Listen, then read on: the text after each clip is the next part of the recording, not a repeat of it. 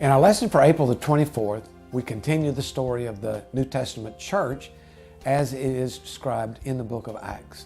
And we see again what we said way back at the beginning of this quarter, that the book of Acts shows that Jesus Christ, that God is alive and at work through His church. I love the book of Acts.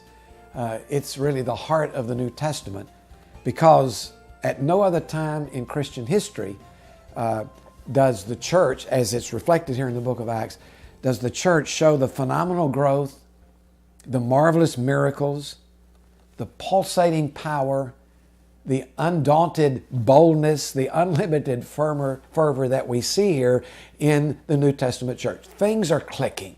The church is growing. People's lives are being changed.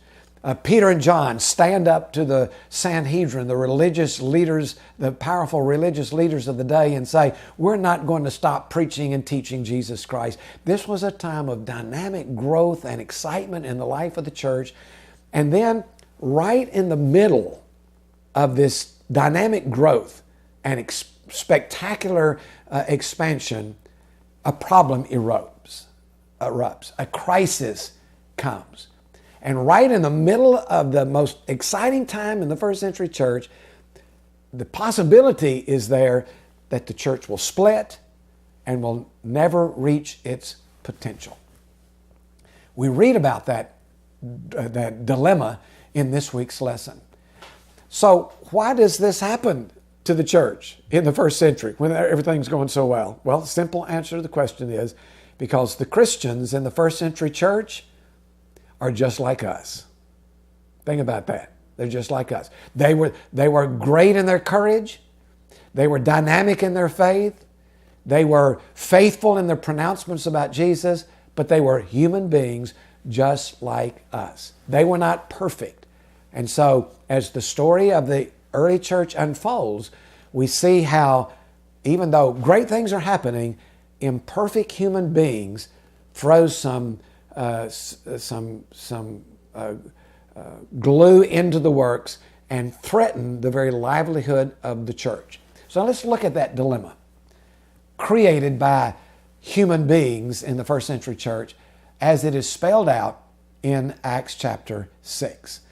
Notice the opening phrase. It sets the context I've just been telling about. In those days when the number of disciples was increasing, it was a time of growth, a time of excitement, dynamism in the church. In that time, Luke says, the Grecian Jews, that is the Greek-speaking Jews, among them complained against the Hebraic Jews because their widows were being overlooked in the daily distribution of food. Think about that. Now, we would have a hard time really believing that and grasping that if we weren't part of churches today that experienced the same thing.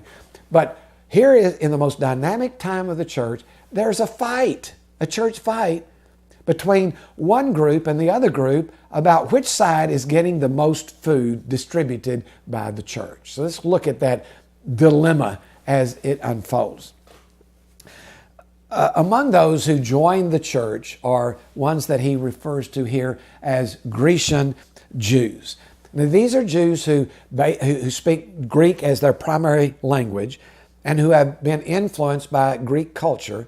These are probably Jews who have lived as a part of the diaspora, the scattered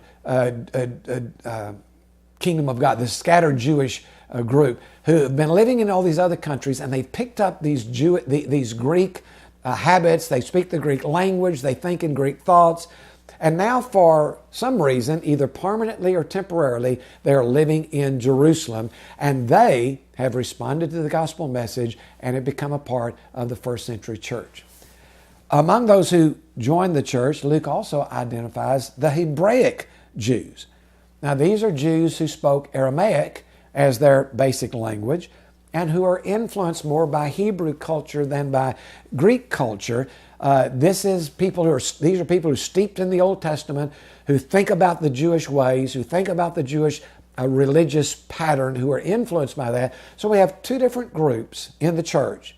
And the focal point is of the widows of this group over here, the Greek Jews, and the Greek Christians, and the widows of this group over here, the Hebrew Christians.